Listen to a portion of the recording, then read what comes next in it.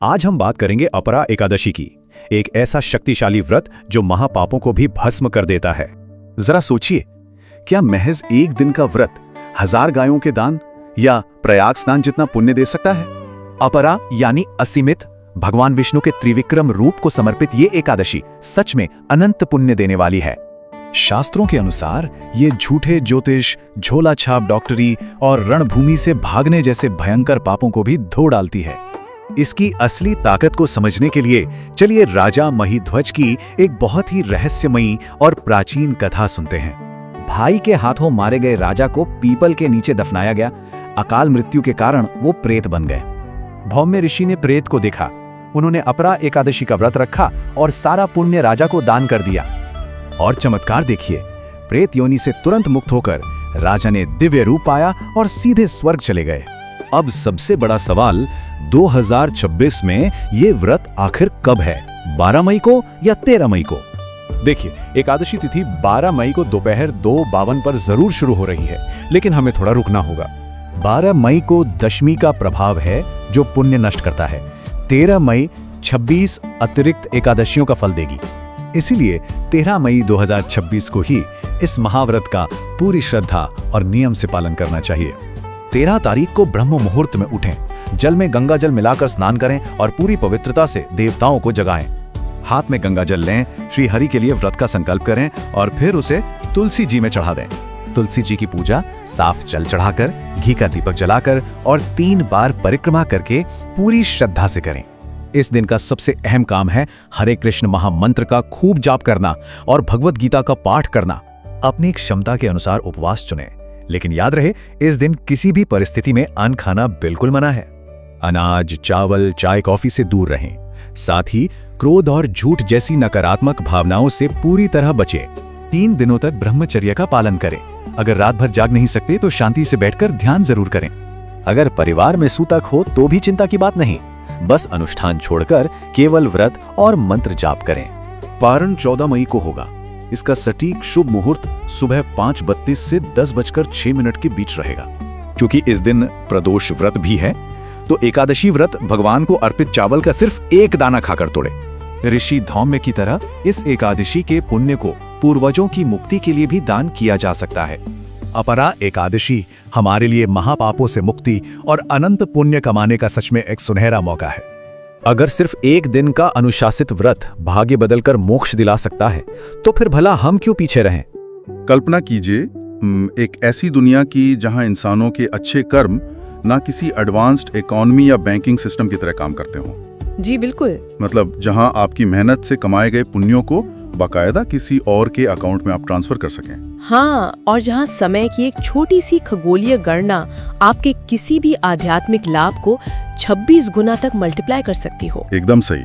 और ये सुनने में किसी आधुनिक साइंस फिक्शन या वीडियो गेम के कॉन्सेप्ट जैसा लगता है ना? बिल्कुल लगता है। लेकिन आज हम जिस विषय का गहराई से विश्लेषण करने जा रहे हैं अपनी इस गहन चर्चा में, वो सदियों पुरानी एक भारतीय मान्यता है। हाँ, और हमारे सुनने वालों के लिए ये चर्चा बहुत ही समय पर हो रही है। जी, आज हम अपरा एकादशी, जिसे अचला एकादशी भी कहा जाता है, उसके प्राचीन विज्ञान और उसके पीछे के मनोविज्ञान को डिकोड करेंगे। और मैं बता दूं कि और जिन ग्रंथों और प्रवचनों का हम विश्लेषण कर रहे हैं, उनके अनुसार ये विशेष एकादशी 13 मई 2026 को आने वाली है। तो मतलब एकदम सही समय है इस पर बात करने का। और हमारे पास आज इस विषय को समझने के लिए कुछ बहुत ही दिलचस्प स्रोत हैं। हाँ, हमने YouTube के कुछ प्रमुख स्रोतों को खंगाला है, जैसे आचार्य श्री कौशिक जी महाराज, उपदेशाष्टकम और श्री देवकीनंदन ठाकुर जी के प्रवचनों के अंश। साथ ही कुछ पौराणिक ग्रंथों के लिखित संदर्भ भी हमने लिए हैं। और चर्चा में आगे बढ़ने से पहले मैं ये स्पष्ट कर दूं कि हमारा उद्देश्य यहाँ किसी धार्मिक मान्यता या कर्मकांड का प्रचार करना नहीं है। जी। हम बस इन स्रोतों में मौजूद जानकारियों को एक बिल्कुल निष्पक्ष नजरिए से देख रहे हैं। हम ये समझने की कोशिश करेंगे कि इन कथाओं के पीछे असल में लॉजिक क्या काम कर रहा था। सही बात है। और ये नियम उस प्राचीन समाज के बारे में हमें क्या बताते हैं। तो चलिए सीधे उस मुद्दे से शुरू करते हैं जिसने मुझे सबसे ज्यादा उलझा दिया। आप तारीखों वाली बात कर रहे हैं ना? हाँ यार, मतलब ये तारीखों की पेचीदगी बहुत कंफ्यूजिंग है। देखिए, ये उलझन बहुत स्वाभाविक है, क्योंकि प्राचीन काल में समय की गणना केवल घड़ी देखने या कैलेंडर पलटने तक सीमित नहीं थी। वो काफी कॉम्प्लेक्स था, बिल्कुल, ये उससे कहीं अधिक जटिल व्यवस्था थी। क्योंकि हमारे स्रोतों में ना एक बहुत ही भारी टेक्निकल और खगोलीय बहस चल रही है। जी, उसमें बताया गया है कि एकादशी तिथि 12 मई को दोपहर लगभग 2:30 बजे से ही शुरू हो जाएगी। सही कहा। मतलब टेक्निकल रूप से देखा जाए तो 12 तारीख को दोपहर में एकादशी लग चुकी है। हाँ, लेकिन इसके बावजूद पूरा जोर इस बात पर है कि व्रत 13 मई को ही रखा जाना चाहिए। बिल्कुल, और इसके लिए उदया तिथि का हवाला दिया गया है। जी, उदया तिथि मतलब जो तिथि सूर्योदय के समय होती है वही पूरे दिन मान्य होती है। लेकिन बात सिर्फ मान्य होने की नहीं है। आचार्य जी के स्रोत में ना एक बहुत स्पष्ट चेतावनी है, और वो चेतावनी काफी गंभीर है। हाँ, उसमें है कि अगर किसी ने 12 तारीख को व्रत रख लिया तो वो दशमी भेदी 11 हो जाएगी। और ये दशमी भेदी एकादशी करने से भारी दोष लगता है। यहाँ तक कि व्यक्ति के पूरे साल भर के पुण्य शून्य हो सकते हैं, मतलब 0। देखिए, इसे समझने के लिए ना हमें प्राचीन पंचांग प्रणाली के उस नजरिए को देखना होगा जो समय को सिर्फ घटकों में नहीं मापता था। तो फिर किस रूप में मापता था? वो समय को ब्रह्मांडीय ऊर्जाओं के रूप में देखते थे। प्राचीन भारतीय खगोल विज्ञान में समय का मतलब एक निश्चित ऊर्जा या फ्रीक्वेंसी से होता था। एक फ्रीक्वेंसी? हाँ, इसे ऐसे समझे जैसे आप कोई रेडियो स्टेशन ट्यून कर रहे हो। अच्छा। अगर आपको 98.3 की फ्रीक्वेंसी पे कोई स्पष्ट चैनल सुनना है और लेकिन आपका डायल 98.2 पर अटका हुआ है तो क्या होगा? कोई गाना नहीं बजेगा, सिर्फ शोर या वो जो स्टैटिक होता है ना वही सुनाई देगा। बिल्कुल, वो स्टैटिक ही प्राचीन भाषा में दोष है। अरे वाह, ये तो बहुत बढ़िया एनालॉजी है। दशमी और एकादशी की ऊर्जाएं जब आपस में टकराती हैं तो उसे दशमी भेदी कहा जाता है। मतलब दशमी ने एकादशी को भेद दिया है या ओवरलैप कर लिया है? एकदम सही। और उस समय अगर कोई अनुष्ठान किया जाता है तो वो सही फ्रीक्वेंसी पर ट्यून नहीं होता और उसका परिणाम नकारात्मक होता है। हाँ, उस समय के लोग खगोल विज्ञान और अनुष्ठानों के बीच एक गहरा गणितीय संबंध मानते थे। तो ये केवल श्रद्धा या भावना का विषय नहीं था? नहीं, ये एक स्थापित ब्रह्मांडीय फॉर्मूले का पालन करने जैसा था। ये बहुत ही दिलचस्प नजरिया है। मतलब आप गलत दिन व्रत करके सिर्फ अपनी मेहनत बर्बाद नहीं कर रहे हैं, आप सिस्टम में एक एरर पैदा कर रहे हैं। हाँ, एक एरर या स्टैटिक। और इसका दूसरा पहलू भी है। जी, स्रोत बताते हैं कि 13 मई की एकादशी द्वादश भेदी है, जो कि बहुत शुभ मानी जाती है। हाँ, और ये 26 अतिरिक्त एकादशियों का पुण्य देती है। ये तो सीधे सीधे किसी वीडियो गेम में मल्टीप्लायर मिलने जैसा है। बिल्कुल। एक सही दिन व्रत करने से आपको 1 के साथ 26 का बोनस मिल रहा है। और यही वो सटीकता है जिस पर प्राचीन ज्ञान बहुत जोर देता है। मतलब टाइमिंग ही सब कुछ है। जी, एक दिन की चूक आपको शून्य पे ला सकती है और सही खगोलीय अलाइनमेंट में किया गया वही काम आपके परिणाम को 26 गुना बढ़ा सकता है। ठीक है, चलिए मान लेते हैं कि किसी ने सही दिन व्रत किया और उसे 26 गुना पुण्य मिल गया। लेकिन मुझे ना एक बात समझ नहीं आती, ये पुण्य जाता कहाँ है? आप उस ट्रांसफर वाली बात पर आ रहे हैं ना? हाँ। क्या ये कोई ऐसी चीज है जो एक लिमिट के बाद ओवरफ्लो होने लगती है? स्रोतों में एक बहुत ही अजीब पौराणिक कथा का उल्लेख है जो इसे समझाती है। हाँ, वो पुण्य के काम करने के तरीके को पूरी तरह से पलट देती है। ये राजा महिध्वज की कथा है। जी हाँ। कथा के अनुसार प्राचीन काल में राजा महिध्वज नाम के एक धर्मात्मा राजा थे और उनका एक छोटा भाई था वज्रध्वज, जो बहुत क्रूर और हिंसक था। उस भाई ने धोखे से राजा की हत्या कर दी। जी, और उनके शव को ले जाकर एक जंगली पीपल के पेड़ के नीचे दफना दिया। अब अकाल मृत्यु के कारण राजा की आत्मा को मुक्ति नहीं मिली। हाँ, वो प्रेत बन गई और उसी पेड़ के पास भटकते हुए लोगों को परेशान करने लगी। देखिए, यहाँ तक कि ये कहानी ना दुनिया की किसी भी क्लासिक लोक कथा जैसी ही लगती है। बिल्कुल, धोखा, हत्या और न्याय की प्रतीक्षा में भटकती हुई एक आत्मा। लेकिन इस कहानी का मुख्य हिस्सा तब शुरू होता है जब वहां से धौम्य ऋषि गुजरते हैं। हाँ, धौम्य ऋषि वहां आते हैं, अपनी शक्तियों से उस प्रेत को नीचे उतारते हैं और उसे उपदेश देते हैं। लेकिन राजा की मुक्ति के लिए ऋषि जो करते हैं वो मेरे लिए सबसे हैरान करने वाली बात थी। जी, उन्होंने अपना पुण्य दिया था। हाँ, ऋषि स्वयं अपारा एकादशी का व्रत करते हैं और अपने उस व्रत का सारा पुण्य उस प्रेत रूपी राजा को दान कर देते हैं। बिल्कुल। और इस पुण्य के इस ट्रांसफर से राजा को तुरंत स्वर्ग या विष्णु लोक की प्राप्ति हो जाती है। सही कहा। मुझे ना ये कॉन्सेप्ट बहुत उलझाने वाला लगा। मतलब कर्मों का सिद्धांत तो यही कहता है ना कि जो जैसा बोएगा वो वैसा काटेगा। आमतौर पर यही माना जाता है। कर्म तो नितांत व्यक्तिगत होने चाहिए। फिर ये कर्मों ट्रांसफर कैसे काम कर रहा है? देखिए, कर्मों के व्यक्तिगत होने की धारणा बहुत आम है, लेकिन प्राचीन भारतीय दर्शन में कर्म का एक और आयाम था, वो क्या? जिसे हम सामुदायिक कर्म या कम्युनल कर्म कह सकते हैं। कम्युनल कर्मा? हाँ, इसे केवल एक आध्यात्मिक बैंक ट्रांसफर के रूप में मत देखिए। ये एक सामाजिक कल्याण की प्राचीन व्यवस्था थी। सामाजिक कल्याण? वो कैसे काम करता था? जब धौम्य ऋषि अपना अर्जित किया हुआ पुण्य एक प्रेत को देते हैं, तो वो कथा समाज को एक बहुत गहरा संदेश दे रही है। क्या संदेश? ये कि आध्यात्मिक कृत्य केवल स्वार्थ या अपनी खुद की आत्मशुद्धि के लिए नहीं बने हैं। अच्छा। ये विचार कि मेरा अच्छा कर्म किसी और के कष्ट को कम कर सकता है, ये स्थापित करता है कि समाज में हर व्यक्ति एक अदृश्य धागे से जुड़ा हुआ है। हाँ, जैसे हमारे श्रोतों में भी कहा गया है कि लोग इस अपरा एकादशी को अपने पूर्वजों या भटकती आत्माओं की शांति के लिए कर सकते हैं। ठीक इसी बिंदु पर वो अदृश्य धागा काम करता है। समझ रहा हूँ। ये समाज को सिखाने का एक तरीका था कि जिम्मेदारी मृत्यु के साथ खत्म नहीं होती। आने वाली पीढ़ियां अपने अच्छे कर्मों से पिछली पीढ़ियों को तार सकती हैं। बिल्कुल, एक तरह की आध्यात्मिक मुद्रा या स्पिरिचुअल करेंसी को साझा किया जा सकता है। ये तो बहुत ही गहरा विचार है। हाँ, ये एक बहुत ही मजबूत सामुदायिक भावना का निर्माण करता है, जहाँ लोग सिर्फ अपने मोक्ष के लिए नहीं बल्कि पूरे ब्रह्मांड के कल्याण के लिए काम कर रहे हैं। लेकिन अगर ये पुण्य एक प्रेत को विष्णु लोक भेज सकता है और इतनी शक्तिशाली चीज है, तो ये जीवित इंसानों की कौन सी समस्याओं को सुलझा रहा है? इसके लिए हमें उन पापों की सूची देखनी होगी जो स्रोतों में दी गई है। हाँ, स्रोतों में उन पापों की एक लंबी सूची दी गई है जिन्हें अपरा एकादशी का व्रत नष्ट कर सकता है। और सच कहूं तो जब मैंने उस सूची को पढ़ा तो मुझे उस प्राचीन समाज की चिंताओं के बारे में बहुत कुछ नया देखने को मिला। उस सूची में विशेष रूप से किन चीजों का उल्लेख है जो आपको अलग लगी? शुरुआत तो उन अपराधों से होती है जिनकी उम्मीद आप किसी भी प्राचीन ग्रंथ से करेंगे, जैसे हत्या वगैरह। हाँ, ब्रह्म हत्या, गो हत्या, भ्रूण हत्या। ये समझ में आता है कि प्राचीन काल में जीवन लेने को सबसे बड़ा महापाप माना जाता था। बिल्कुल। लेकिन फिर ये सूची अचानक कुछ बहुत ही विशिष्ट और हैरान करने वाली दिशाओं में मुड़ जाती है। जी। इसमें परनिंदा, मतलब दूसरों की बुराई करना, झूठी गवाही देना और मापतौल में धोखा देना शामिल है। ये सामाजिक अपराध है। और बात यहीं खत्म नहीं होती।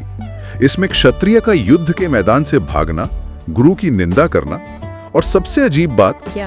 बिना ज्ञान के झूठा वैद्य या जिसे हम फेक डॉक्टर कहते हैं या झूठा ज्योतिषी बनना भी महापात बताया गया है। ये वास्तव में प्राचीन समाज की प्राथमिकताओं का एक बहुत ही स्पष्ट चित्र पेश करता है। लेकिन मुझे ना एक बात खटक रही है। बताइए। हत्या जैसे जघन्य अपराधों के साथ झूठे वैद्य की तुलना, ये तो बहुत ही असंगत और अजीब लगता है। सुनने में अजीब लग सकता है। मतलब अगर कोई मापतोल में हेराफेरी कर रहा है या बिना मेडिकल डिग्री के दवा दे रहा है तो वो गलत जरूर है। जी। लेकिन क्या वो सच में ब्रह्म हत्या के बराबर का पाप है? देखिए, अगर हम उस समय के समाज के काम करने के तरीके को समझे ना, तो ये बिल्कुल सटीक बैठता है। कैसे? आज हमारे पास मेडिकल काउंसिल हैं, सर्टिफिकेशन बोर्ड्स हैं, उपभोक्ता अदालतें हैं। हाँ, आज तो पूरा सिस्टम है। लेकिन प्राचीन काल में समाज का पूरा अर्थशास्त्र और ढांचा केवल एक चीज पर टिका था, और वो था विश्वास, यानी ट्रस्ट। मतलब एक ट्रस्ट बेस्ड इकोनॉमी। बिल्कुल। अब कल्पना कीजिए एक ऐसा व्यक्ति जिसके पास आयुर्वेद या चिकित्सा का कोई वास्तविक ज्ञान नहीं है। वो वैद्य होने का ढोंग करता है। हाँ। वो अनजाने में गलत दवा देकर सिर्फ एक व्यक्ति की जान नहीं लेता, बल्कि वो उस पूरे गांव या समाज के भीतर चिकित्सा विज्ञान से विश्वास को ही खत्म कर देता है। अरे बाप रे, ये तो बहुत बड़ा डैमेज है। हाँ, और एक झूठा ज्योतिषी लोगों को गलत दिशा दिखाकर कई परिवारों को बर्बाद कर सकता है। सही बात है। जब लोग मापतोल में धोखा देते हैं या झूठी गवाही देते हैं, तो वे समाज के मूल ढांचे को नष्ट कर रहे होते हैं। तो एक हत्यारा सिर्फ एक व्यक्ति को मारता है, लेकिन ज्ञान का झूठा दिखावा करने वाला समाज के विश्वास की हत्या करता है। एकदम सही पकड़ा आपने। यही कारण है कि शास्त्रों ने इन कृत्यों को महापाप की श्रेणी में रखा है। ये एक तरह का सोशल कंट्रोल था। हाँ, ये एक सामाजिक नियंत्रण था। इन ग्रंथों में सामाजिक नैतिकता को धार्मिक नियमों के साथ गूंथ दिया गया था। ये तो बहुत स्मार्ट तरीका है। और अगर आप इसे आज के संदर्भ में देखें, तो क्या ये इन्फॉर्मेशन ओवरलोड और फेक न्यूज के दौर में प्रासंगिक नहीं है? ये तो डराने वाली हद तक प्रासंगिक है ना? हाँ। आज भी इंटरनेट पर जो लोग बिना किसी वैज्ञानिक आधार के गलत मेडिकल सलाह बांट रहे हैं, या जो लोग व्हाट्सएप पर गलत सूचनाएं फैला रहे हैं, बिल्कुल स्रोतों के नजरिए से वे वही प्राचीन झूठे वैद्य हैं। एकदम सही। वे आज भी समाज के उसी विश्वास को तोड़ रहे हैं। जी। और अगर इन महापापों से बचने के लिए या वो 26 एकादशियों का पुण्य कमाने के लिए कोई व्यक्ति ये व्रत रखना चाहे, तो इसके नियम भी बहुत सख्त होंगे। देखिए, व्रत और उपवास के नियमों का हिस्सा हमेशा से ही धर्मशास्त्रों का एक बड़ा अंग रहा है। क्या व्यक्ति को पूरी तरह से एकांतवास में जाना पड़ता है? नहीं, ऐसा नहीं है। अगर आप इन नियमों का गहराई से विश्लेषण करें तो आपको इनमें कठोरता से ज्यादा लचीलापन दिखाई देगा। अच्छा। हाँ, वैसे इन नियमों की रूपरेखा क्या बताई गई है स्रोतों में? नियमों की बात करें तो दशमी की रात से तामसिक भोजन जैसे प्याज और लहसुन का त्याग करने को कहा गया है। जी, उड़ दिया गया है। फिर भगवान विष्णु के त्रिविक्रम रूप की पूजा और एक विशिष्ट मंत्र के साथ तुलसी पूजा का उल्लेख है। यहाँ ब्रह्म मुहूर्त में उठने का जो नियम है ना, वो केवल धार्मिक अनुष्ठान नहीं है। तो फिर क्या है? स्रोतों में अष्टांग हृदय का हवाला दिया गया है। हाँ, मैंने वो संदर्भ देखा था। सूत्र 2.1 का उल्लेख है। बिल्कुल। अष्टांग हृदय आयुर्वेद का एक बहुत ही प्रामाणिक और प्रमुख ग्रंथ है। उसका सूत्र है ब्रह्मे मुहूर्ते उत्तिष्ठेत स्वस्थो रक्षार्थम आयुषा। इसका अर्थ क्या हुआ? इसका सीधा अर्थ है कि जो मनुष्य स्वस्थ रहना चाहता है और अपनी आयु की रक्षा करना चाहता है, उसे ब्रह्म मुहूर्त में उठना चाहिए। अरे वाह! प्राचीन ऋषियों ने स्वास्थ्य विज्ञान और चिकित्सा को धार्मिक दिनचर्या में इतनी सफाई से मिला दिया था कि लोग अनजाने में ही सही, लेकिन एक स्वस्थ जीवन शैली का पालन कर रहे थे। ये बहुत ही स्मार्ट तरीका है हेल्थ प्रोटोकॉल लागू करने का। बिल्कुल। लेकिन अगर किसी का शरीर व्रत झेलने की स्थिति में ना हो तो? इसी जगह पर वो लचीलापन आता है। हाँ, क्योंकि स्रोतों में जो फ्लेक्सिबिलिटी है वो वाकई चौंकाने वाली है। जी। ऐसा लगता है कि प्राचीन कानून बनाने वाले चाहते ही नहीं थे कि कोई व्यक्ति फेल हो। उन्होंने विकल्प दिए थे। उन्होंने उपवास के 3 प्रकार बता दिए। निर्जल मतलब बिना पानी के, सजल यानी सिर्फ पानी पीकर, और सोफल जिसमें फल और दूध लिया जा सकता है। जी, आप अपनी शारीरिक क्षमता के अनुसार अपनी श्रेणी चुन सकते हैं। ये इस बात का प्रमाण है कि इन नियमों का उद्देश्य शरीर को यातना देना नहीं था। एकदम सही। इतना ही नहीं, एक और नियम सूतक से जुड़ा है। हाँ, सूतक के नियम काफी दिलचस्प हैं। यदि परिवार में किसी का जन्म या मृत्यु हुई हो, जिस स्थिति में आमतौर पर सूतक लगता है और सभी धार्मिक कार्य वर्जित हो जाते हैं, तब भी एकादशी का व्रत किया जा सकता है। बिल्कुल किया जा सकता है। शर्त सिर्फ इतनी है कि आपको पूजा पाठ नहीं करना है, लेकिन आप उपवास रख सकते हैं। जी। और जो कामकाजी लोग रात में जागरण नहीं कर सकते, उनके लिए कहा गया है कि वे आराम से सो सकते हैं। बस एक छोटी सी सलाह दी गई है। सलाह यह है कि सोते समय मन में कोई व्यर्थ का विचार लाने या मोबाइल स्क्रॉल करने के बजाय भगवान का स्मरण करें। ये दिखाता है कि प्राचीन व्यवस्था कठोरता पर नहीं, बल्कि व्यक्ति के संकल्प या इंटेंट पर जोर देती थी।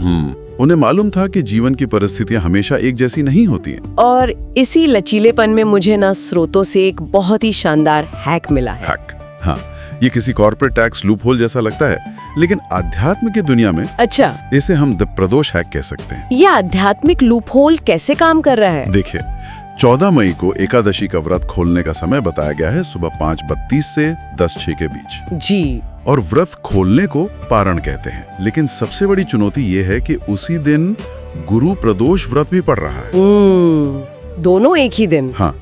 अब नियम ये है कि एकादशी का पारण हमेशा अन्न खाकर, विशेषकर चावल खाकर किया जाता है। सही है। लेकिन अगर आप अन्न खा लेंगे तो आपका प्रदोष का व्रत वहीं टूट जाएगा, क्योंकि प्रदोष में अन्न नहीं खाते। बिल्कुल। एक ही दिन में 2 व्रत आपस में टकरा गए। ये तो एक धर्म संकट वाली स्थिति हो गई। एकदम सही। तो शास्त्रों ने ना खुद ही इसका चीट कोड दे रखा है। Cheat code? वो क्या है? समाधान ये बताया गया है कि पारण के समय भगवान को अर्पित चावल का सिर्फ एक दाना अपने दाहिने हाथ में लें। भगवान शिव से प्रार्थना करें और उस एक दाने को खा लें। ये वाकई एक बहुत ही टेक्निकल लूपहोल है ना? इससे होता यह है कि एकादशी का पारण भी शास्त्रोक्त विधि से हो गया, क्योंकि आपने टेक्निकल रूप से चावल खा लिया है। हाँ। और चूंकि वो सिर्फ एक दाना था, वो पेट में जाने के बराबर नहीं माना गया, तो एक प्रकार से आपका प्रदोष व्रत भी चालू रहता है। बहुत खूब। ये एक ही दिन में 2 व्रतों का पालन करने का एक बहुत ही व्यावहारिक तरीका है। ये नियम इस बात का एक शानदार उदाहरण है कि प्राचीन धर्मशास्त्रों को किसी अंधे कानून की तरह नहीं लिखा गया था। एक मार्गदर्शिका की तरह लिखा गया था। जी, चावल का एक दाना खाने का ये नियम ये साबित करता है कि नियम तोड़े बिना भी अनुष्ठान की मूल भावना को कैसे बचाया जा सकता है। सही बात है। ये अनुष्ठान को एक बोझ बनने से रोकता है। ये पूरी चर्चा वाकई कई भ्रांतियों को तोड़ने वाली रही है। जी बिल्कुल। अगर हम आज के इस पूरे विश्लेषण का एक सारांश निकालें तो अपरा एकादशी सिर्फ भूखे रहने या किसी डर के कारण किया जाने वाला कर्मकांड बिल्कुल नहीं है। निश्चित रूप से ये एक पूरी जीवन पद्धति का खाका है। जी। ये आत्मानुशासन की बात करता है। जी। ये हमें समाज में विश्वास बनाए रखने और ईमानदारी बरतने की सीख देता है। जैसे कि हमने झूठे वैद और फेक न्यूज के उस संदर्भ में देखा था। हाँ। और ये ब्रह्म मुहूर्त के माध्यम से स्वास्थ्य विज्ञान को जीवन में उतारने की बात करता है। और सबसे बढ़कर ये परोपकार की उस असीम शक्ति को सामने लाता है जहां हम एक दूसरे से जुड़े हुए हैं। इस पूरी चर्चा को समेटते हुए अगर हम उस बड़ी तस्वीर की ओर लौटें जहां से हमने शुरुआत की थी, धौम्य ऋषि और राजा महिध्वज की कहानी। हाँ, वो कहानी। हमने देखा कि एक ऋषि ने अपना अर्जित किया हुआ सारा पुण्य, अपनी सारी आध्यात्मिक कमाई एक अजनबी और भटकती हुई आत्मा को बिना किसी संकोच के दान कर दी, वो भी बिना किसी व्यक्तिगत स्वार्थ के। जी। आज हम जिस युग में जी रहे हैं उसे अक्सर सेल्फ केयर का द्वार कहा जाता है। बिल्कुल। हम जो भी आध्यात्मिक कार्य करते हैं, चाहे वो मेडिटेशन हो, योग हो या कोई तपस्या, वो मुख्य रूप से हमारी अपनी शांति या हमारे अपने तनाव को कम करने के लिए होता है। हम सिर्फ अपने बारे में सोचते हैं। हाँ, हमारी व्यक्तिगत उद्धार के लिए होता है। हमारी पूरी ऊर्जा खुद पर केंद्रित है। लेकिन धौम्य ऋषि की ये कथा एक बहुत बड़ा और शायद थोड़ा असहज करने वाला सवाल खड़ा करती है। वो सवाल क्या है? सवाल ये है कि क्या सबसे बड़ा आध्यात्मिक कार्य या सबसे बड़ी उपलब्धि वो नहीं है जहां हम कोई त्याग या तपस्या स्वयं के लिए नहीं बल्कि पूरी तरह से किसी और के लिए करें? क्या हम आज के इस दौर में अपनी ऊर्जा, अपने समय और अपने अच्छे कर्मों का फल किसी ऐसे व्यक्ति को दान करने के लिए तैयार हैं जो किसी अदृश्य कष्ट में है? ये सोचने वाली बात है। क्या सच्चा मोक्ष सिर्फ अपने लिए कुछ पा लेने में है या अपना सब कुछ किसी और के लिए छोड़ देने में? बिल्कुल। ये एक ऐसा विचार है जिस पर शायद हम सभी को रुककर थोड़ा चिंतन करने की आवश्यकता है। ये सच में एक ऐसा विचार है जो लंबे समय तक हमारे साथ गूंजता रहेगा। जी। कर्मों का बैंक बैलेंस बनाना और उसे बढ़ाना एक बात है, लेकिन उस बैलेंस को किसी और के उद्धार के लिए खाली कर देना, शायद यही वो असली अपार पुण्य है जिसके नाम पर इस अपरा एकादशी को जाना जाता है। बिल्कुल सही कहा आपने। तो आज की इस गहन चर्चा के लिए बस इतना ही। इसी विचार के साथ आपको छोड़े जाते हैं। धर्म और पौराणिक कथाओं से संबंधित ऐसे और वीडियो के लिए चैनल को सब्सक्राइब करें। जय श्री राम।